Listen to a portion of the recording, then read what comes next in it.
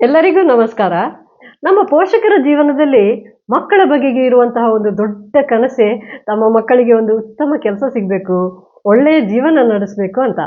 ನಾವೀಗ ಯುಗದಲ್ಲಿ ಬದುಕ್ತಾ ಇದ್ದೇವೆ. ಅಂದ್ರೆ ಆರ್ಟಿಫಿಷಿಯಲ್ ಇಂಟೆಲಿಜೆಂಟ್ ಅಥವಾ ಕೃತಕ ಬುದ್ಧಿಮತ್ತೆಯ ಕಾಲ.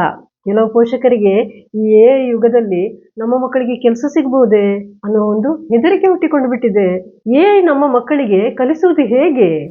ಈ ಅನ್ನು ಉಪಯೋಗಿಸಿಕೊಂಡೇ ಮಕ್ಕಳನ್ನು ಸುರಕ್ಷಿತವಾಗಿ ಇಡುವುದು ಹೇಗೆ, ಜಾಣರಾಗಿಸುವುದು ಹೇಗೆ ಅಂತ ಗೊಂದಲದಲ್ಲಿದ್ದಾರೆ. ಹಾಗಾದ್ರೆ ಜೊತೆಗೆ ನಮ್ಮ ಮಕ್ಕಳ ಭವಿಷ್ಯ ಕಟ್ಟುವುದು ಹೇಗೆ, ಮುಂದೆ ನೋಡುವ.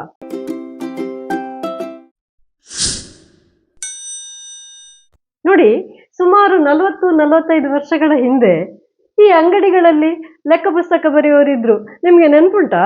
ಅಂಗಡಿ ವ್ಯವಹಾರ ಮುಗಿದ ಮೇಲೆ 2-3 ಜನ ಕೂತು ಅಂದಂದಿನ ವ್ಯಾಪಾರದ ಲೆಕ್ಕ ಅಂದಂದೇ ಬರೆದು ಇಡ್ತಾ ಇದ್ರು. ಕ್ಯಾಲ್ಕುಲೇಟರ್ ಬಂತು. ಆಗ 5 ಜನರ ಲೆಕ್ಕದ ಕೆಲಸ ಒಬ್ಬರೇ ಮಾಡ್ಲಿಕ್ಕೆ ಶುರು ಆಯ್ತು. ಹಾಗಂತ ಈಗ ಲೆಕ್ಕದ ಕೆಲಸ ಮಾಡುವವರ ಸಂಖ್ಯೆ ಕಡಿಮೆ ಆಗಲಿಲ್ಲ, ಜಾಸ್ತಿಯೇ ಆಗಿದೆ. SSLC ನಂತರ ಅಂದ್ರೆ 10ನೇ ತರಗತಿಯ ನಂತರ ಕಾಮರ್ಸ್ ಕಲಿಯುವವರ ಸಂಖ್ಯೆ ಹೆಚ್ಚೇ ಆಗಿದೆ. ಕ್ಯಾಲ್ಕುಲೇಟರ್ನಿಂದ ಕೆಲಸದ ವೇಗ ಹೆಚ್ಚಾಗಿದೆ ಹೊರತು ಅವಕಾಶ ಕಡಿಮೆ ಆಗಲಿಲ್ಲ. ಸುಮಾರು 40 ವರ್ಷದ ಮೊದಲು ಕ್ಯಾಲ್ಕುಲೇಟರ್ ಕಲಿತವರಿಗೆ ಉದ್ಯೋಗಾವಕಾಶ ಕಡಿಮೆ ಆಗಲಿಲ್ಲ. ಕಲಿಯದವರಿಗೆ ಅದರ ಪರಿಣಾಮ ಗೊತ್ತಾಗಿದೆ. ಇದರಿಂದಾಗಿ ಜಾಸ್ತಿ ಕೆಲಸ ಹಾಗೂ ಸಮಯದ ಉಳಿತಾಯ ಆಗಿದೆ. ಹಾಗೆಯೇ ಕೂಡ ನಮ್ಮ ಮಕ್ಕಳ ಜ್ಞಾನ ಕೌಶಲ್ಯ ಬೆಳವಣಿಗೆಗೆ ಒಂದು ಉತ್ತಮ ಸಾಧನ. ಅರ್ಥ ಮಾಡಿಕೊಳ್ಬೇಕು.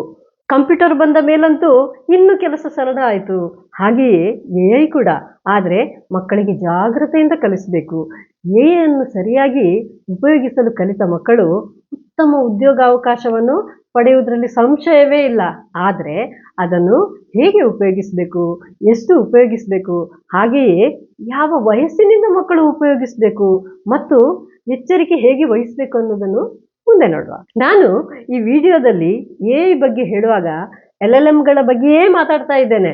ಈ LLMಗಳನ್ನು ನೀವು ಕೂಡ ಉಪಯೋಗಿಸಿರ್ಬೋದು. ChatGPT, ಮೆಟಾ AI, ಜೆಮಿನೈ ಇತ್ಯಾದಿ. ನಿಮಗೆ ಇನ್ನೂ ಚೆನ್ನಾಗಿ ಅರ್ಥ ಆಗಬೇಕು ಅಂದ್ರೆ ಒಂದು ಸಣ್ಣ ಉದಾಹರಣೆ ಹೇಳ್ತೇನೆ, ಕೇಳಿ. ATM ನಮ್ಮ ಎಷ್ಟು ಸಮಯ ಮತ್ತು ಕೆಲಸ ಕಡಿಮೆ ಮಾಡಿದೆ ನೋಡಿ. ಮೊದಲಾದ್ರೆ ಸ್ವಲ್ಪವೇ ಹಣ ತೆಗಿಬೇಕಿದ್ರು ಕೂಡ ಬ್ಯಾಂಕಿಗೆ ಹೋಗಿ ಸಾಲಿನಲ್ಲಿ ನಿಂತು ಚೆಕ್ ಬರೆದು ನಮ್ಮ ಸರದಿ ಬರೋವರೆಗೆ ಕಾದು ಹಣ ಡ್ರಾ ಮಾಡಬೇಕಿತ್ತು. ಈಗ ಹಾಗಲ್ಲ. ಯಾವುದೇ ದಾರಿಯಲ್ಲಿ ಹೋದ್ರು, ಏನೇ ಕೆಲಸ ಇದ್ರು ದಾರಿ ಮಧ್ಯದಲ್ಲಿ ATMನಿಂದ ಹಣ ಡ್ರಾ ಮಾಡಿ ಸಮಯ ಶ್ರಮ ಎರಡನ್ನೂ ಉಳಿಸ್ತಾ ಇದ್ದೇವೆ ತಾನೆ. ATM ಬಂದು ಬ್ರಾಂಚ್ಗಳು ಹೆಚ್ಚಾದವು, ಬ್ಯಾಂಕಿನಲ್ಲಿ ಕೆಲಸ ಮಾಡುವವರು ಕೂಡ ಜಾಸ್ತಿ ಆದ್ರು, ಹಾಗೆ ದುಡ್ಡಿನ ವಹಿವಾಟು ಕೂಡ ಜಾಸ್ತಿ ಆಯ್ತು. ಬದಲಾವಣೆ ಜಗದ ನಿಯಮ, ಕಾಲಕ್ಕೆ ತಕ್ಕಂತೆ ಬದಲಾಗಲೇಬೇಕು. ಇಲ್ಲೇ ನೋಡಿ ಎಷ್ಟು ಬದಲಾವಣೆ ಆಗಿದೆ. ಈಗ UPI, ಫೋನ್ ಪೇ, ಪೇಟಿಎಂ ಬಂದ ಮೇಲೆ ATMಗೆ ಹೋಗೋ ಜನರು ಕಡಿಮೆ ಆಗಿದ್ದಾರೆ. ಇದರಿಂದ ನಮ್ಮ ಜೀವನದ ದಿನಚರಿ ಎಷ್ಟು ಸುಲಭ ಆಗಿದೆ ಅಲ್ವಾ? ಹಾಗೆ ಅನ್ನು ದೊಡ್ಡವರಿರಲಿ ಚಿಕ್ಕವರಿರಲಿ ಸರಿಯಾಗಿ ಉಪಯೋಗಿಸ್ಲಿಕ್ಕೆ ಕಲ್ತ್ರೆ ಇಂದಿನ ದಿನಗಳಲ್ಲಿ ನಮ್ಮ ನಿಮ್ಮೆಲ್ಲರ ಸಹಾಯಕ, ಗೆಳೆಯ ಗೆಳತಿಯಂತೆಯೇ ಉಪಯೋಗಕಾರಿಯಾಗಿದೆ. ಇನ್ನು ಮಕ್ಕಳ ವಿಷಯಕ್ಕೆ ಬರುವ. ತಯಾರಿಸಿದ ಉದ್ದೇಶವೇ ಮನುಷ್ಯನ ಕೆಲಸ ಸುಲಭ ಮಾಡಲಿಕ್ಕೆ ಮತ್ತು ಸಮಯ ಉಳಿಸ್ಲಿಕ್ಕೆ. ಆದ್ರಿಂದ ಅಂದ್ರೆ ಮ್ಯಾಜಿಕ್ ಅಲ್ಲ, ಅದೊಂದು ಉಪಯೋಗಿಸುವ ಸಾಧನ, ಟೂಲ್ ಅಷ್ಟೇ ಅನ್ನುವುದನ್ನು ಮಕ್ಕಳಿಗೆ ಮೊದಲು ನೀವು ಅರ್ಥ ಮಾಡಿಸ್ಬೇಕು. ಬೆಂಕಿ ಇದ್ದ ಹಾಗೆ, ಸರಿಯಾಗಿ ಬಳಸಿದ್ರೆ ಅಡಿಗೆ ಮಾಡ್ಲಿಕ್ಕೆ ಆಗ್ತದೆ, ತಪ್ಪಾಗಿ ಮುಟ್ಟಿದ್ರೆ ಕೈ ಸುಟ್ಟು ಹೋಗ್ತದೆ ಅಂತ ಮಕ್ಕಳಿಗೆ ತಿಳಿಸ್ಬೇಕು. ಈಗ ಕ್ಯಾಲ್ಕುಲೇಟರ್, ಕಂಪ್ಯೂಟರ್ ಎಷ್ಟು ಸಾಮಾನ್ಯವಾಗಿದೆಯೋ ಹಾಗೆ ಕೂಡ ಸಾಮಾನ್ಯ ಆಗ್ತದೆ. ಹಾಗಂತ ಮಕ್ಕಳಿಗೆ ನೀನು ಉಪಯೋಗಿಸಿದ್ರೆ ಪೆದ್ದಾಗ್ತೀಯಾ ಅಂತ ಹೆದರಿಸಬೇಡಿ. ಅದರ ಸರಿಯಾದ ಬಳಕೆಯನ್ನು ನಾವೇ ಕಲಿಸ್ಬೇಕು. ಅದು ಹೇಗಂತ ಮುಂದೆ ನೋಡುವ. ಮೊದಲನೇದಾಗಿ ತೀರಾ ಸಣ್ಣ ಮಕ್ಕಳಿಗೆ ಸಹವಾಸವೇ ಬೇಡ. 1ರಿಂದ 5ನೇ ತರಗತಿಯವರೆಗೆ ಮಕ್ಕಳು ಅಮ್ಮನ ಪ್ರೀತಿ, ಅಪ್ಪನ ಮುದ್ದು, ಅಜ್ಜ ಅಜ್ಜಿಯರ ಕೊಂಡಾಟ, ಸಾಕು ಪ್ರಾಣಿಗಳ ಜೊತೆ ತುಂಟಾಟ, ಪ್ರಕೃತಿಯ ಜೊತೆ ಆಟ ಪಾಠ, ಇವುಗಳಿಂದಲೇ ಸಹಜವಾಗಿ ವಿಷಯಗಳನ್ನು ಕಲಿಯಬೇಕು. 6ನೇ ತರಗತಿಯ ನಂತರದ ಮಕ್ಕಳಿಗೆ ಬೇಕಿದ್ರೆ ಅನ್ನು ಪರಿಚಯಿಸಬಹುದು. ಆದ್ರೆ ಪೋಷಕರು ಜೊತೆಗೆ ಇರಲೇಬೇಕು. ನಿಮ್ಗೆ ನೆನಪಿರಬಹುದು, ನಾವು ಓದುವಾಗ ಶಾಲೆಗಳಲ್ಲಿ ಕೆಲವು ಮಕ್ಕಳು ಗೈಡ್ ತರ್ತಾ ಇದ್ರು, ನನ್ನ ಕಾಲದಲ್ಲಿ ಅಂತೂ ತರ್ತಾ ಇದ್ರು, ನಿಮ್ಮ ಕಾಲದಲ್ಲಿ ಇತ್ತ ಇಲ್ವೋ ಗೊತ್ತಿಲ್ಲ. ಆಗ ಉಳಿದ ಮಕ್ಕಳು ಕೂಡಲೇ ಟೀಚರ್ ಹತ್ರ ದೂರು ಕೊಡ್ತಾ ಇದ್ರು, ಟೀಚರ್ ಅವನು ಗೈಡ್ ತಂದಿದ್ದಾನೆ ಅಂತ ಹೇಳಿ. ಆಗ ಟೀಚರ್ ಗೈಡ್ ತಂದವರಿಗೆ ಬೈದು ಅದನ್ನು ತೆಗೆದಿಡ್ತಾ ಇದ್ರು. ಮತ್ತೆ ಮನೆಯವರನ್ನು ಕರೆಸಿ ಅವರಿಗೆ ಅರ್ಥ ಆಗುವ ಹಾಗೆ ಹೇಳ್ತಾ ಇದ್ರು, ಮಕ್ಕಳ ಕೈಗೆ ಗೈಡ್ ಕೊಡಬೇಡಿ ಅಂತ ಹೇಳಿ. ಮಕ್ಕಳಿಗಂತೂ ಕಡ್ಡಾಯವಾಗಿ ಹೇಳ್ತಿದ್ರು, ನೋಡಿ ಮಕ್ಕಳೇ, ಯಾರು ಗೈಡ್ ತರಬಾರ್ದು ಮತ್ತು ಉಪಯೋಗಿಸಬಾರ್ದು, ನಿಮ್ಮ ಸ್ವಂತ ಉತ್ತರ ಬರಿಬೇಕು ಅಂತ ಟೀಚರ್ ಹೇಳ್ತಾ ಇದ್ರು. ನಾವು ಓದುವಾಗ ಇದೆಲ್ಲ ನಡೆದ ಘಟನೆ.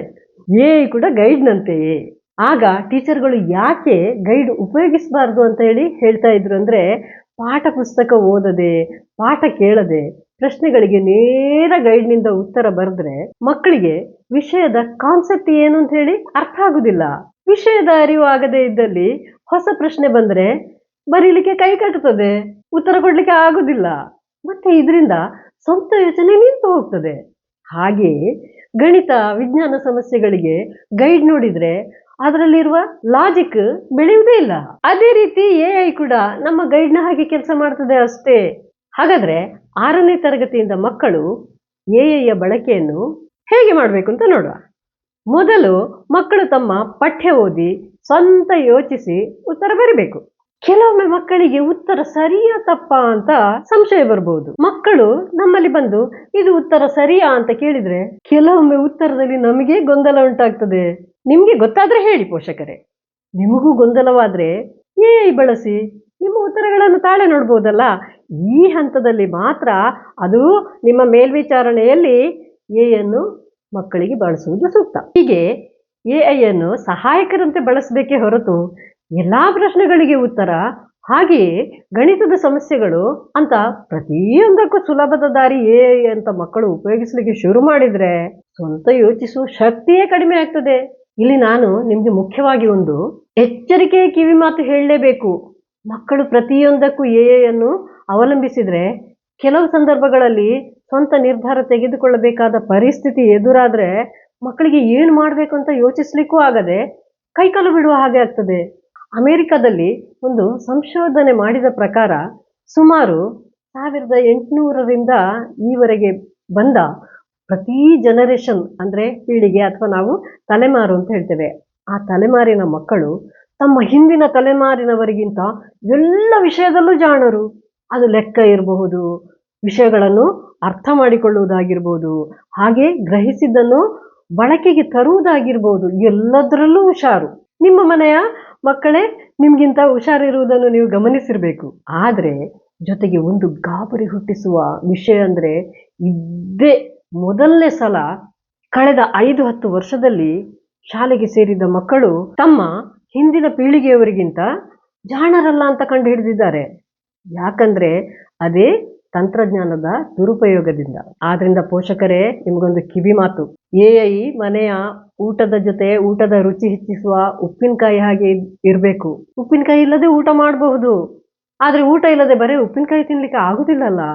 ಆದ್ರಿಂದ ಮಕ್ಕಳು ಶಿಕ್ಷಕರ ಪಾಠ ಕೇಳಿ, ಪುಸ್ತಕ ಓದಿ, ನೋಟ್ಸ್ ಮಾಡಿಕೊಂಡು ಆಮೇಲೆ ಸರಿ ತಪ್ಪು ಹುಡುಕಲು ಯಾವ ಹಂತದಲ್ಲಿ ತಪ್ಪಾಗಿದೆ ಅಂತ ತಿಳ್ಕೊಳ್ಳಿಕ್ಕೆ ಮತ್ತು ಯಾವುದಾದ್ರೂ ವಿಷಯದ ಬಗ್ಗೆ ಹೆಚ್ಚಿನ ಮಾಹಿತಿ ಬೇಕಿದ್ರೆ ಪಡೆದುಕೊಳ್ಬಹುದು.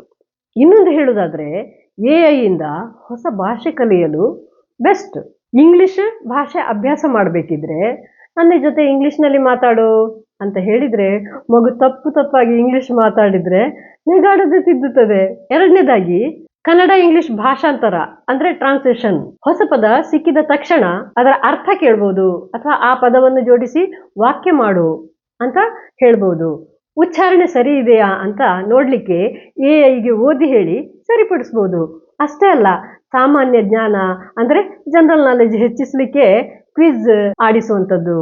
ಇನ್ನು ಹೇಳ್ಬೇಕಂದ್ರೆ ಮಕ್ಕಳ ಕುತೂಹಲದ ಪ್ರಶ್ನೆಗಳಿಗೆ ಕೆಲವೊಮ್ಮೆ ನಮ್ಮಲ್ಲಿ ಉತ್ತರ ಇರುವುದಿಲ್ಲ. ಆಕಾಶ ಯಾಕೆ ನೀಲಿ, ನಕ್ಷತ್ರ ಯಾಕೆ ಮಿನುಗ್ತದೆ, ಕಪ್ಪೆ ಯಾಕೆ ಒಟಗುಡ್ತದೆ, ಡೈನೋಸಾರ್ ಅಂದ್ರೆ ಏನು, ಈಗ ಯಾಕೆ ಇಲ್ಲ ಅವೆಲ್ಲ ಅಂತ ಮಕ್ಕಳು ನಮಗೆ ಉತ್ತರಿಸಲಾರದ ಪ್ರಶ್ನೆ ಕೇಳ್ತಾರೆ. ಆಗ ನಮ್ಗೆ ಗೊತ್ತಿದ್ರೆ ಸರಿ, ಇಲ್ಲ ಅಂದ್ರೆ ನಮ್ಗೆ ಸಿಟ್ಟು ಬರ್ತದೆ. ಹೋಗ ತರ್ಲೆ, ತಲೆಬುಡ ಇಲ್ಲದ ಪ್ರಶ್ನೆ ಕೇಳ್ತೀಯಾ ಅಂತ ಬೈದು ಬಿಡ್ಬೋದು. ಆಗ AI ಬಳಸಿದ್ರೆ ತಾಳ್ಮೆಯಿಂದ ಮಗುವಿಗೆ ಅರ್ಥ ಆಗುವ ಭಾಷೆಯಲ್ಲಿ ಉದಾಹರಣೆ ಸಹಿತ ಹೇಳ್ತದೆ. ಇದರಿಂದ ಮಕ್ಕಳಲ್ಲಿ ಪ್ರಶ್ನೆ ಕೇಳುವ ಗುಣ ಬೆಳೀತದೆ. ಇನ್ನೊಂದು ಉಪಯೋಗ ಅಂದ್ರೆ, ಕೆಲವು ಮನೆಗಳಲ್ಲಿ ಈ ವಿಶೇಷ ಅಗತ್ಯವುಳ್ಳ ಮಕ್ಕಳು ಅಂದ್ರೆ ಆಟಿಸಮ್ ಹಾಗೆ ಕಲಿಕೆಯಲ್ಲಿ ಹಿಂದುಳಿದವರು ಇರ್ತಾರಲ್ಲ, ಅವ್ರು ಬಾಕಿ ಎಲ್ಲ ವಿಚಾರದಲ್ಲೂ ಬಹಳ ಜಾಣರು, ಚುರುಕಾಗಿರ್ತಾರೆ, ಕಲಿಕೆಯಲ್ಲಿ ಮಾತ್ರ ಹಿಂದುಳಿದಿರ್ತಾರೆ. ನನ್ನ ಹಿಂದಿನ ವಿಡಿಯೋಗಳಲ್ಲಿ ಡಿಸ್ಲೆಕ್ಸಿಯಾ ಮತ್ತು ನಿಧಾನ ಕಲಿಕೆಯ ಮಕ್ಕಳ ಬಗ್ಗೆ ವಿವರಿಸಿದ್ದೆ, ಅದನ್ನು ಬೇಕಿದ್ರೆ ಒಮ್ಮೆ ನೋಡಿಕೊಳ್ಳಿ. ಅಂಥ ಮಕ್ಕಳಿಗೆ ಪಾಠ ಗಟ್ಟಿಯಾಗಿ ಓದಿ ಹೇಳ್ತದೆ. ನಿಧಾನ ಕಲಿಕೆಯ ಮಕ್ಕಳಿಗೆ ಒಂದೇ ವಿಷಯ 10 ಸಲ ಕೇಳಿದ್ರು ಬೇಸರ ಮಾಡದೆ ಬೇರೆ ಬೇರೆ ರೀತಿ ಮಗುವಿಗೆ ಅರ್ಥ ಆಗೋ ಹಾಗೆ ಹೇಳ್ತದೆ.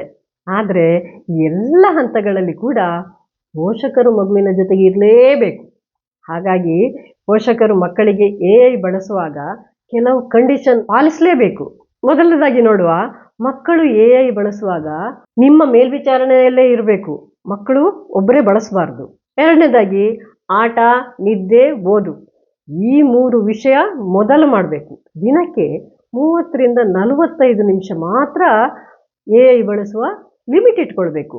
ಹಾಗಂತ AI ಚಾಕು ಅಂತ ನಾನು ನಿಮಗೆ ಹೆದರಿಸ್ತಾ ಇಲ್ಲ, ಅದು ಪೆನ್ಸಿಲ್ನ ಹಾಗೆ, ಬರೀಲಿಕ್ಕೆ ಕಲಿಸಿದ್ರೆ ಅಕ್ಷರ ಮುಡ್ತದೆ, ಕಣ್ಣಿಗೆ ಚುಚ್ಚಿಕೊಂಡ್ರೆ ಕಣ್ಣು ಹೋಗ್ತದೆ.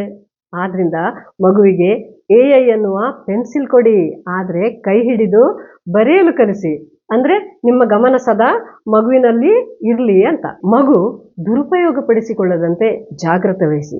ಮಕ್ಕಳ ಕೈಗೆ ಮಕ್ಕಳು ಹೋಮ್ವರ್ಕ್ ಮಾಡ್ತಾರೆ ಅಂತ ಹೇಳಿ ಮೊಬೈಲ್ ಕೊಟ್ಟು ನೀವು ನಿಮ್ಮ ಕೆಲಸಕ್ಕೆ ಹೋದ್ರೆ, ಅವರು ನೀವು ಹೋದ ಮೇಲೆ ನಿಮ್ಮ ಕಣ್ಣು ತಪ್ಪಿಸಿ ಮೆಲ್ಲ ಶಾಲೆ ತಪ್ಪಿಸಲಿಕ್ಕೆ ಐಡಿಯಾ ಕೊಡು ಅಂತನೋ, ಅಪ್ಪ ಅಮ್ಮನನ್ನು ಮಂಗ ಮಾಡುದು ಹೇಗೆ ಅಂತನೋ, ಹೀಗೆ ಏನೇನೋ ಪ್ರಶ್ನೆ ಕೇಳಿದ್ರೆ ಅದು ಬುದ್ಧಿವಾದ ಹೇಳಿದ್ರು ಐಡಿಯಾ ಕೊಡ್ತದೆ. ನೆನ್ಪಿಟ್ಟುಕೊಳ್ಳಿ, ಇಂಥದ್ರಲ್ಲೆಲ್ಲ ಮಕ್ಕಳು ಬಹಳ ಚಾಲಾಕು ಇರ್ತಾರೆ. ಇಲ್ಲಿ ಇನ್ನೊಂದು ಮುಖ್ಯ ಅಪಾಯದ ವಿಷಯ ಅಂದ್ರೆ, ಮಕ್ಕಳು AIಯನ್ನೇ ನಿಜವಾದ ಗೆಳೆಯ ಅಥವಾ ಗೆಳತಿ ಎಂದು ಭಾವಿಸಿ ಬರೀ ಅದರ ಜೊತೆಗೆ ಮಾತಾಡಿಕೊಂಡಿದ್ದು ಮನೆಯವರ ಜೊತೆಗೆ ಮಾತಾಡುವುದನ್ನೇ ಬಿಟ್ಟು ಬಿಡ್ಬೋದು, ನಿಲ್ಲಿಸ್ಬೋದು. ಇಂಥ ದುರ್ಘಟನೆಗಳು ಕೆಲವು ಕಡೆ ನಡೆದಿದೆ. ಅದಕ್ಕೆ ನಾನು ಪದೇ ಪದೇ ಹೇಳುದು, ಪೋಷಕರ ಮೇಲ್ವಿಚಾರಣೆ ಮುಖ್ಯ ಅಂತ. ಇನ್ನೊಂದು ಕೊನೆಯ ಮಾತು, AI ಹೇಳಿದ ಎಲ್ಲಾ ಮಾತುಗಳು ಸರಿಯಾಗೇ ಇರ್ತದೆ ಅನ್ನುವ ಯಾವ ಗ್ಯಾರಂಟಿಯೂ ಇಲ್ಲ. ಆದ್ರಿಂದ ರಿಯಾಲಿಟಿ ಚೆಕ್ ಮಾಡಬೇಕು. ನಿಜಾಂಶ ಏನು ಅನ್ನೋದನ್ನು ಪುಸ್ತಕ ಮತ್ತೆ ಟೀಚರ್ ಹತ್ರ ಕೇಳುವುದು ಮುಖ್ಯ. ನಾನೇ ಕೆಲವೊಮ್ಮೆ AI ಬಳಸಿ ನೋಡಿದ್ದೇನೆ, ಕೆಲವೊಂದು ಉತ್ತರಗಳು ತಪ್ಪಾಗಿರುವುದನ್ನು ಕೂಡ ಗಮನಿಸಿದ್ದೇನೆ. ಆದ್ರಿಂದ ಎಲ್ಲಾ ತಂತ್ರಜ್ಞಾನದಂತೆ AIಯನ್ನು ಹಿತಮಿತವಾಗಿ ಬಳಸಿ ಮಗುವಿಗೆ ಸಹಾಯಕ ಆಗುವಂತೆ ಬಳಸಲಿಕ್ಕೆ ಬಿಡಿ. ಹಾಗೆಯೇ ಯಾವುದು ಅತಿಯಾದರೆ ಅಮೃತವು ವಿಷ ಅನ್ನುವ ಮಾತಿನಂತೆ ಕಾಲಕ್ಕೆ ತಕ್ಕಂತೆ ನಾವು ಹೊಸತನ್ನು ಕಲಿತಾ ಮಕ್ಕಳಿಗೂ ಹೊಸತನ್ನು ಕಲಿಸಿ ಸಮತೂಗಿಸಿದ್ರೆ ಈ AI ಯುಗದಲ್ಲಿ ಮಕ್ಕಳು AIಯ ಸರಿಯಾದ ಬಳಕೆಯಿಂದ ಒಳ್ಳೆಯ ಜ್ಞಾನವಂತರಾಗಿ ಬೆಳೀಲಿ ಅಂತ ಹಾರೈಸ್ತಾ ನನ್ನ ಇಂದಿನ ಮಾತುಗಳನ್ನು ಮುಗಿಸ್ತಾ ಇದ್ದೇನೆ. ವಂದನೆಗಳು.